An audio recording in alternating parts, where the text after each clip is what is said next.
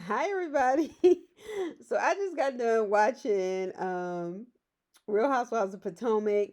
Please be sure to like and subscribe and share this video as I try to grow my channel. And thank you to all of you for your comments, for your support, and for subscribing. I really appreciate it.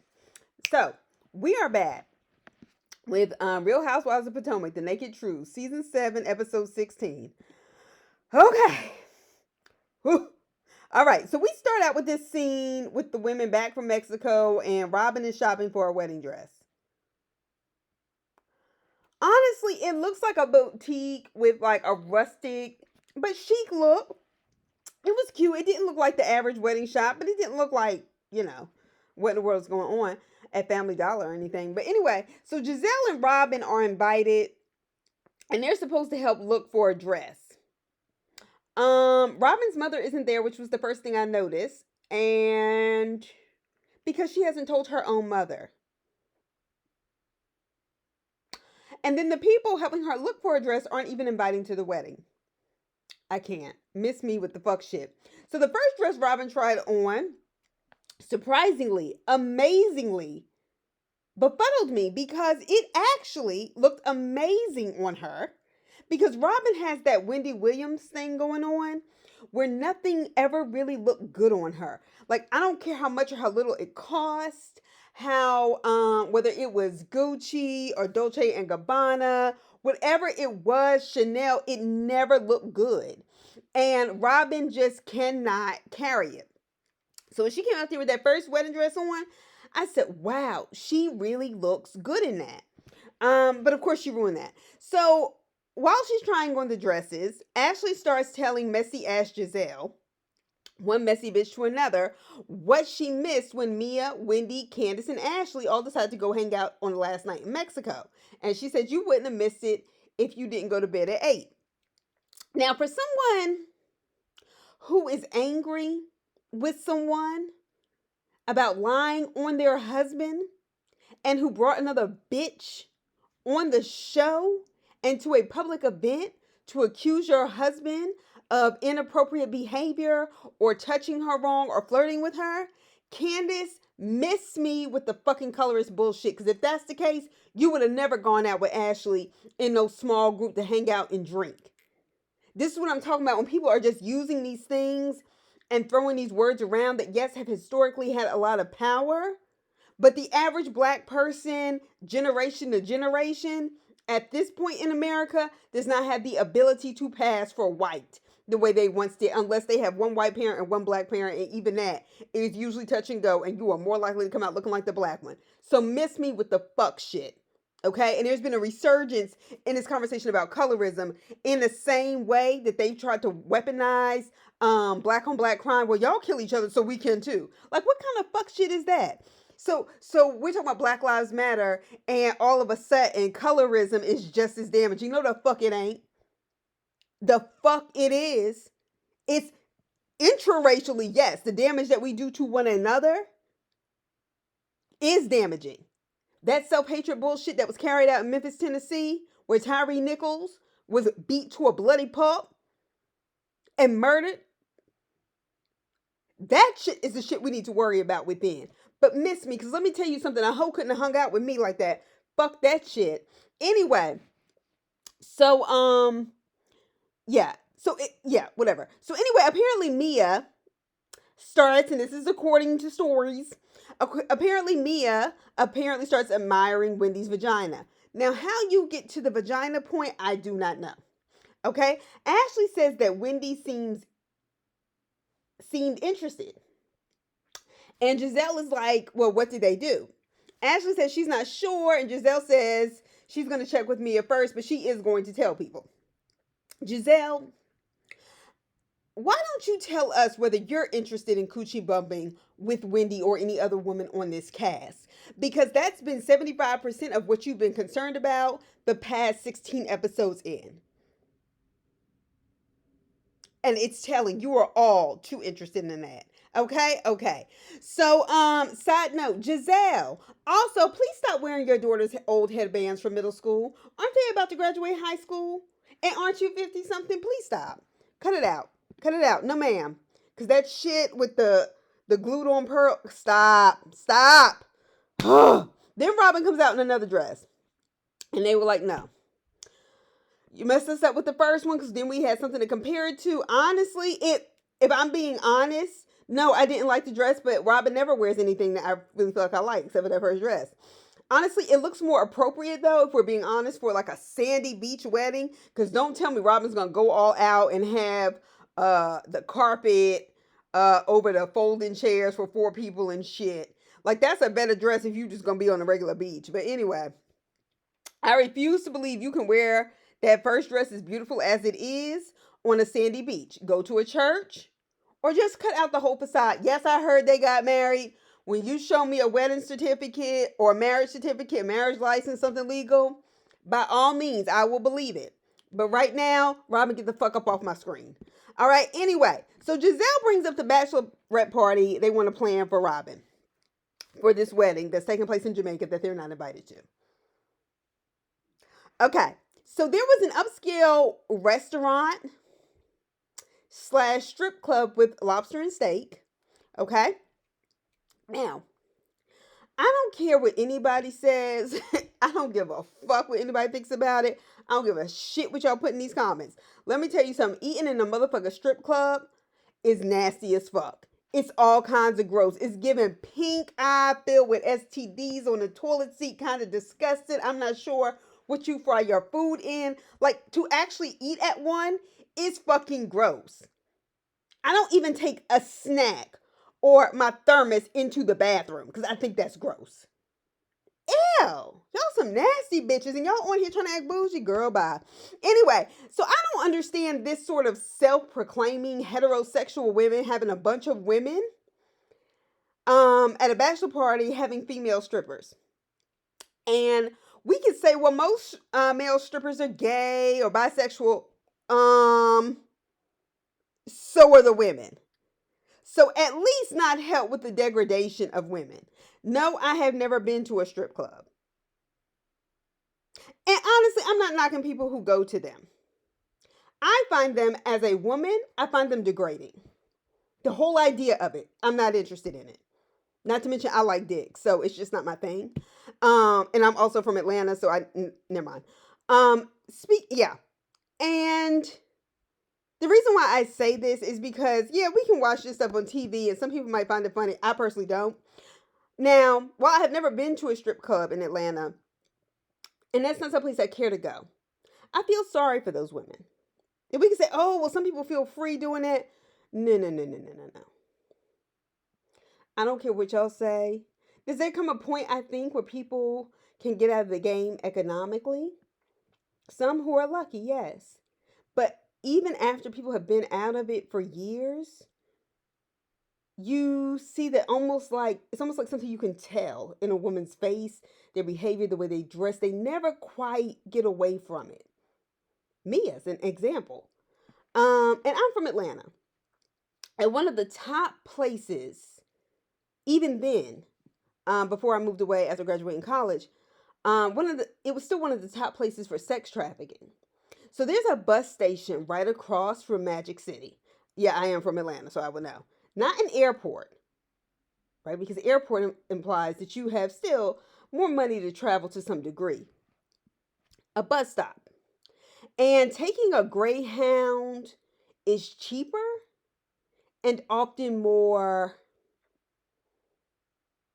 viable for young girls who are running away from home, or foster homes, who have been sexually abused, sexually traumatized, or just physically abused and can no longer function in that space, that they feel they have no other choice but to run away and they don't even know where they're going. Okay? And that Magic City being built in that space where that bus stop is was built there strategically. Okay? And there's a whole lot of black politicians that turned a blind eye or were perfectly okay with it when they were structuring the city. Okay, and it is to take advantage of young girls, young women, and their desperation. Don't think for a second that underage girls have not been passed around in those clubs, have been passed off as 18 and older, have been sexually abused, sexually traumatized with no place else to go and feeling like they had no way out. That's why that shit's not funny to me. It's not.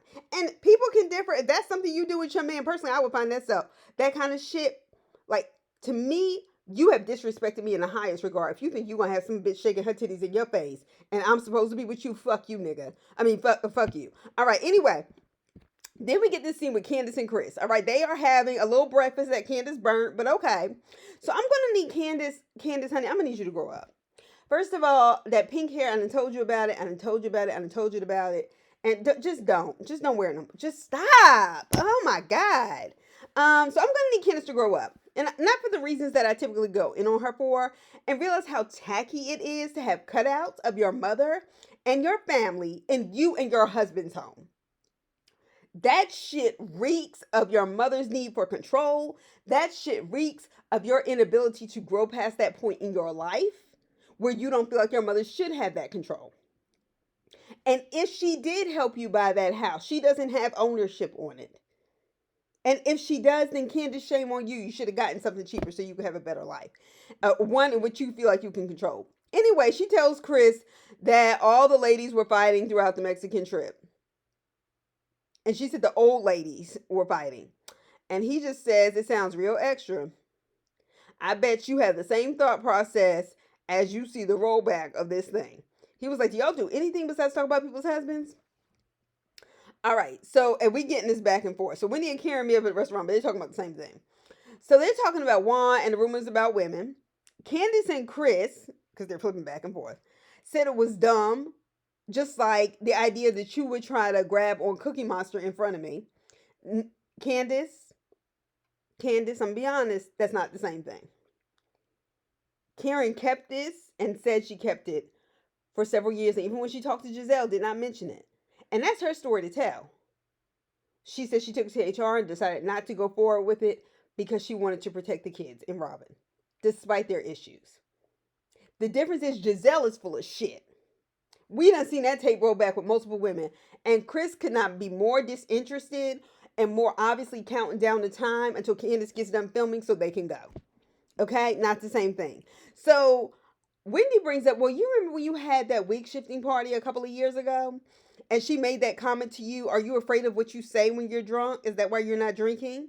And she said, no, but you should be more concerned about what Juan says when he is drinking. And she said, I saw her face. She said, and I knew she knew. Yes, I do know faces like that. When you pull out something that they thought you was going to keep quiet, Robin, you talk too goddamn much. And Robin, the reason why I don't like you is because you're a weak fucking bitch. You just a follower. And then you just try to get buck on people when you feel like they don't have no backup. I.e. Karen.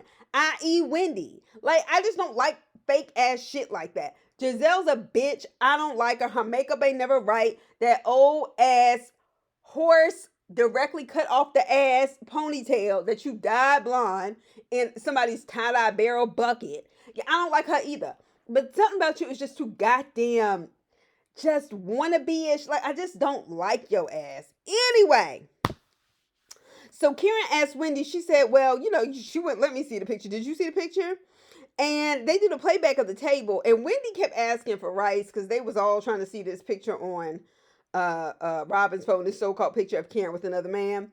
And so I'm not exactly sure if Robin snubbed her or if Wendy didn't appear as interested in the phone. Honestly, either is possible.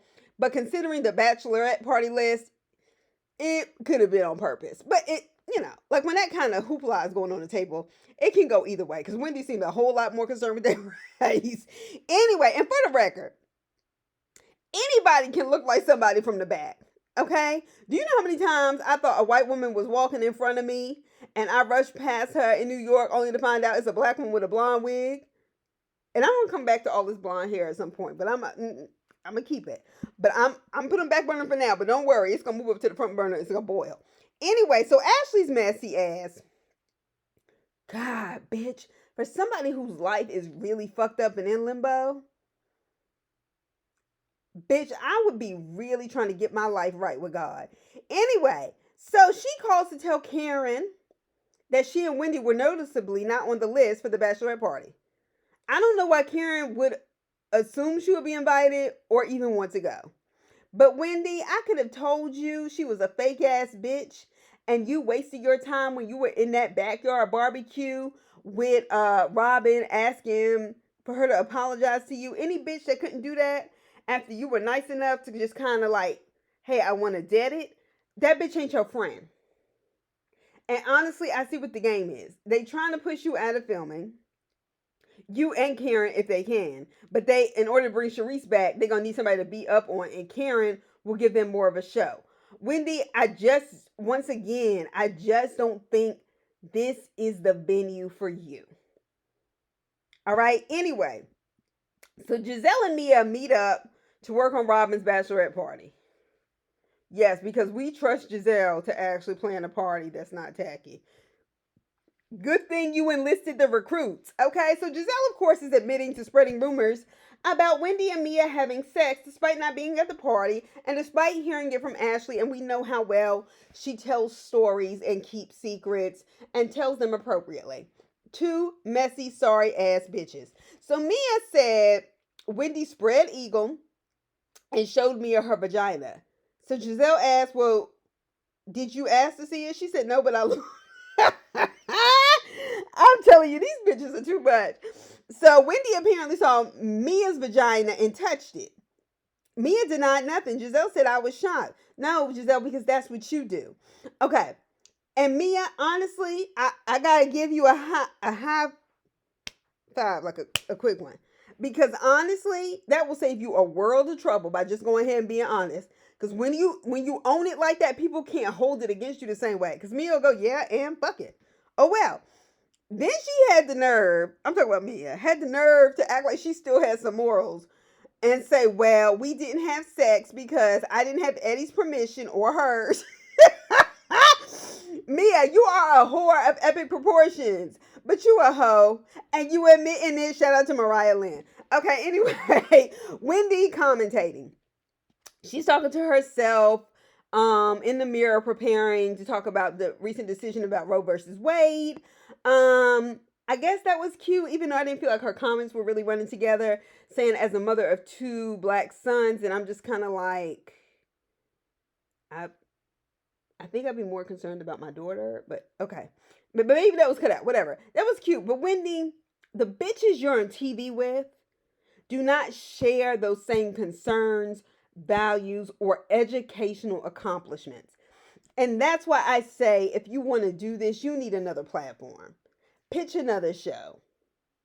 Because right now, all you are doing is making yourself, one, look bad, because you look like a pick-me, a low self-esteem. Not an obvious low self-esteem, but like that I want to be a part so bad.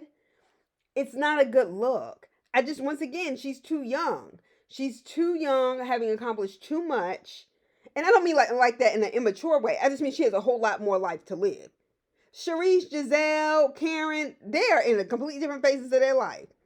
Ashley is not trying to accomplish what Mia has accomplished. Okay? So that's why I say that. All right, anyway, they meet at Mia's house to join the party bus. Ashley and Mia have on the same purple snakeskin bodysuit. Okay, she was like, well, we were both hoes because obviously we picked up the same outfit. Mia made a point to say that Ashley looked more like a garden snake and she looked like a anaconda. I'm just like, Mia, this is why it's so hard for me to like just stay like hung up, bent on Mia, because I just think Mia is just, I don't have the energy to give Mia to that extent, because I really just think she is just dumb as fuck. All right, so Sharice is complaining in the confessional that she should have been the one planning the party. Bitch, shut the fuck up. Like, you got invited and you're not a cast member. Mia was a stripper. She's really the only one qualified at this point. And when you have a friend that's not qualified, fine. Like somebody who's not into it. But y'all have a stripper right here. A former stripper, newly reformed stripper. Let her do it. Like, and not only that, Sharice, I think you are past that age where I would want you planning my bachelorette party. Okay. Don't. No, ma'am. All right. So Karen says she's not worried about the bachelorette party. And she's talking about her limited edition candles, a 4-wick, a 3-wick. And Karen is making a point like, I don't care nothing about Robin's party. I'm making money. Okay. Personally, I love 3 wick candles. A eucalyptus stress relief all day long. So if you have any of those at some point, Karen, depending on the price, I'll be glad to support. But I'm an educator, so I gotta be careful about my coins. Meanwhile, back on the party bus, Mia still has it. I gotta give it to her. She was doing acrobatics, honey. All right. Although I think that's a very, very poor representation on television, especially when your children are school age, and very likely their mothers, more than anybody. I mean, I'm sure there's people's husbands who sit there and watch it too, but you're setting them up to get teased and hurt. I'm sorry, kids are cruel. And they can be cruel. They can also be very nice and supportive of each other, but just telling you. Just telling you. Apparently, Wendy and Mia were kissing and touching vaginas, according to Charisse. Okay? And the way Charisse said it was, well, they were just kissing and touching vaginas. Ma'am, that's no small incident for a married woman. That's no small incident for someone in a serious relationship. Call me old school, call me approved. That's just me. Just saying. Is that really John Hopkins professor, ma'am, what you want out there? We can say that people are complicated and multifaceted human beings, and yes, they are. Yes, they are, but some moments, some people should never ever find out about in your professional world that happens on your girls' trip in another country. And you have cameras and microphones literally around you all the time. Even when you think you've taken that mic off and that hot mic is still on, as Giselle's daddy learned, as many of them have learned, you got to be careful. And this is what I mean. Mia, you have too much to lose. I understand people want to like venture out into other things and do other things. Just like I feel like Phaedra Parks made that mistake. And I enjoyed Phaedra on Real Housewives of Atlanta. But it just seemed like, unless this is something that you are going to pursue, having your own legal practice, I don't think you're going to get tenure. If you do, I would be shocked. But anyway, apparently all 4 of these bitches, Ashley, Mia, Wendy, and Candace, kissed each other, like, together. And Mia was like, I had to shut it down. I told you, Mia be acting like she all of a sudden has morals and shit out of nowhere. So Mia was like, Candace just needs to be honest with herself, because Candace was like, no, I stopped at touching vaginas and eating coochie or whatever the hell she said. And, okay. Mia was like, she just needs to be honest with herself. She enjoys it. This is why I say that colorism shit on this cast. I'm not suggesting that it does not exist. I'm not saying that. Okay? But I am saying that within the Black community, there has been damage and trauma done to both light-skinned and dark-skinned people. And that, I know, is an unpopular opinion, but I know I've dealt with my own trauma, and that everybody else needs to deal with theirs so that they don't carry that baggage into the next generation, or just how we interact with each other. Okay? And I'm going to tell you why. Okay, getting back to this. I don't want to get too far off. Okay? This is why I say that colorism shit is bullshit. Y'all seem like some bisexual women, okay, who have not been getting the kind of attention they want from other women sexually, and are looking for excuses when they can't get it, and so they go after the jugular, the things people can't help, their skin color. That must be why they don't like me. The same thing that you would say a lot of times if you felt like a man wasn't attracted to you. Well, he only wants this. He only wants natural hair. He only wants it. He only wants light skin. You know what I'm saying? Like, it's still like, just stop and think about it. Let the emotions come down and stop and think about it. And while I'm on it, these bitches are ordering food at a strip club. That shit is fucking gross. I know I said that before, but that shit is fucking gross. COVID-19, vaginal secretions in all the wrong places, and y'all just up there eating lobster and drinking. Ew, you trust these people to wash your dishes back there? And cook that shit is nasty as fuck. All right, anyway. So Charisse asked, you could tell this was a producer prompt question, asked across the table, what's going on with Ashley and Michael? Now, she says they have been trying to be nice to each other, and this is Ashley. Candace said that if I had the opportunity to take Michael for his money and leave, where is the train? And I said, yes, ma'am, Candace, because I'm with you. Ashley is stressed and embarrassed about the situation, and it's obvious. So they asked her, well, are you still dating? She said, well, Michael told her that he wasn't seeing other people, so she felt guilty and stopped.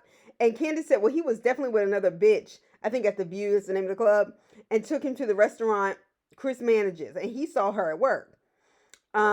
He saw the girl Michael was with at work. Now, there is no way, I'm going to stop here for a second. Ashley, you're a messy bitch and you deserve it. And I can tell by the way Candace, who is a presumed enemy of yours, even though she told you that story, you believed it. You know it's true. You didn't say, oh, are you sure? This, that, and the other. No, you didn't even bother to do that. So that's how I know you know.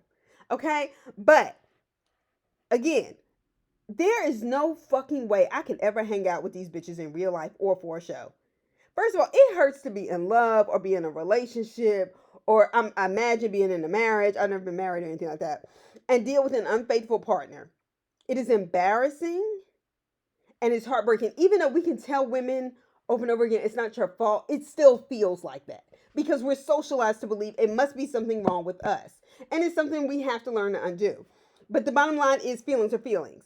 And I just felt like all of them just need to stop doing that to each other. Like, do you remember the first season where like Charisse wasn't really talking about where her husband was? I mean, we could all tell through the TV screen, but literally every chance Giselle got, where is your husband? How come we haven't seen him?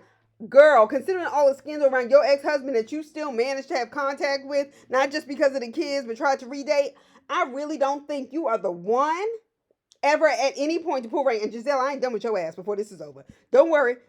I'm on other people right now, but I'm coming back to you. Not to worry. So Charisse said the last time she went to a club with Karen, Charisse, is there anything else going on with you in your life? Karen is absolutely right. You are like begging to be friends with her and to be seen with her, only to be able to embarrass her on TV to make a scene big enough that they will bring you back on as a regular cast member. As a viewer, I find you boring. I don't like you and I don't like Robin. Both of y'all bitches as friends can go and exit and do something else, okay? Just do something else, goddammit. Anyway, so Charisse said she went to the club with Karen. She disappeared on her, and Candace goes, I hate when friends disappear. Facts, okay? And then she said she was fucking a worker in the bathroom. Is anything possible? Sure, okay? But Charisse tearing Karen down, this is what I mean. In every scene as a non-cast member, already lets us know that even if they brought you back on, you would bring nothing but the same innuendos, accusations of Karen's sex life without proof. And that means nothing because the other bitches do that. Giselle, Candace, Robin, all of them. And Candace is supposed to be her friend. Like, they already do that. We don't need that. Charisse, I just don't like you. And therefore, I don't give a fuck. Please, somebody make her disappear from my screen. All right, so everybody on this show lies and is whack. And Charisse, you're like this bougie bitch. But like, you can't do your hair. And I don't mean you. Because I understand what it is to not like be able to do your hair well. That's why I keep mine cut short. Also, I'm in solidarity with my mother who has been diagnosed with breast cancer for a second time. Prayers up. All right. Because we're working through this, but she starts her chemotherapy this week, and I'm praying to God everything will work out. Everybody on this show lies and it's whack. But you're this bougie bitch, but you can't do your hair. And I mean, find somebody to do your hair or find a good wig that looks like, I mean, like, I don't understand. Because Charisse has money. Charisse has money. She whatever her divorce settlement was, she got it. She good.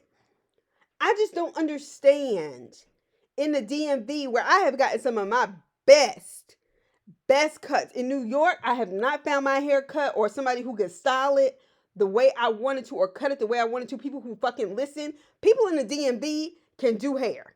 I know because I was doing some of my graduate research there or whatever, and I had to go and get my hair. Let me tell you something. They can do hair. So I'm going to need y'all either find y'all's way into those neighborhoods that y'all think y'all are too good to go into and just get it together, especially if you're going to be on TV. It ain't like y'all running around like, you know, mothers who have to get on the subway with their strollers and have to stand up the whole time because it's too much hassle just to sit down and get back up and all that busy. Y'all don't even live them kind of lives. Giselle and Charisse, what the fuck? Anyway,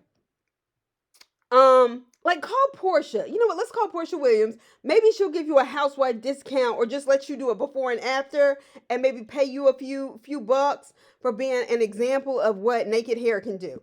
Anyway, so Giselle, you go back to how Karen called you a drunken whore from Hampton and said, well, she was a drunken whore from no university. Now, see, speaking of stories we heard before, Robin, Giselle, Ashley, and Candace a little less, but about Karen, speaking of stories we've heard before, allow me to begin this statement by saying allegedly. But I got this from a very, very reliable source. Someone I know well, who was at Hampton the same time as Giselle. And apparently back in the 90s, when, you know how HBCUs can be, when an elevator was a big deal and only in some buildings, in the dorms, like only in some buildings, they had a new one. And apparently it was during crossing time. And somebody had taken a black ass Sharpie on a new ass silver elevator, allegedly, and wrote, if you want to make line for Alpha Kappa Alpha, just eat out your big sister Giselle like everybody else.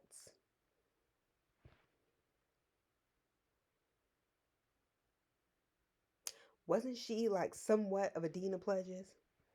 Assistant Dean of Pledges. Didn't we get that like first season? She was still laughing about how she had treated people? Allegedly. I heard this story again when I was in high school. But I heard this one about when I was an adult in New York. But I remembered it because I was in high school, getting ready to go to college. My sister was home. We had gone out to dinner with her college friends, and she was at one HBCU. Somebody else was at another HBCU, and one of those people that were from HBCU went to Hampton, and she was talking about, because these were her home girls from home, right? So she wasn't like she going back to campus talking about it. And she said, and she was legacy, and she said, but I still don't know if I want to go through with it because of the stuff they make people do. Like, I heard that it's like a requirement, allegedly. I'm saying allegedly, but this is the story, to eat out the Dean of Pledges. That's early 2000s. I went to college in 2006.